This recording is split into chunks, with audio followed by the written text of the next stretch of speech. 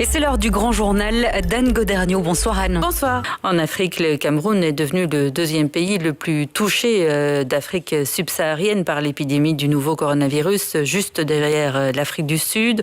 Aujourd'hui, on peut y compter officiellement près de 650 cas détectés, une dizaine de morts, mais les observateurs estiment que ces chiffres sont en dessous de la réalité. Frappés donc de plein fouet, les Camerounais se battent aussi contre la violence qui gangrène leur pays.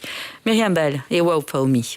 Une sorte de double peine donc. L'épidémie de Covid-19 qui s'abat sur la population est une violence supplémentaire. Neltsopo Ndiemi est rédacteur en chef du magazine d'information africaine Bruckmer. Dans le même temps, dans l'ouest du pays, il y a une guerre civile depuis 2016.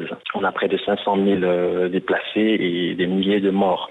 Et d'autre part, le chef de l'État, Paul Biya, n'a pas donné de nouvelles depuis près d'un mois. Un État laissé à l'abandon des chefs politiques et guerriers, incapables de faire face à la menace sanitaire.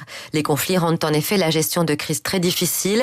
Charline Burton est directrice de l'ONG Search for Common Ground, active dans le domaine des conflits. Qui dit conflit, dit déplacement de population, dit extrême pauvreté et fragilité des populations à la base. Donc on a des populations qui sont en sous-nutrition, des populations qui ont des conditions d'hébergement beaucoup moins idéales, et également des soins de santé qui sont déjà à la limite de ce qu'on peut offrir pour survivre. Et donc rajouter là-dessus une épidémie, c'est évidemment rendre la situation encore plus compliquée pour ces milliers de déplacés, ou parfois ces dizaines et centaines de milliers de déplacés. Ajoutons à cela un accès impossible pour les populations aux informations utiles et des dangers parfois mortels pour les travailleurs sanitaires en zone de guerre. Voilà, et pour terminer, Sophie, rappelons aussi que le secrétaire général des Nations Unies, Antonio Guterres, a lancé un appel à la suspension totale des conflits armés pour faire face à cette pandémie.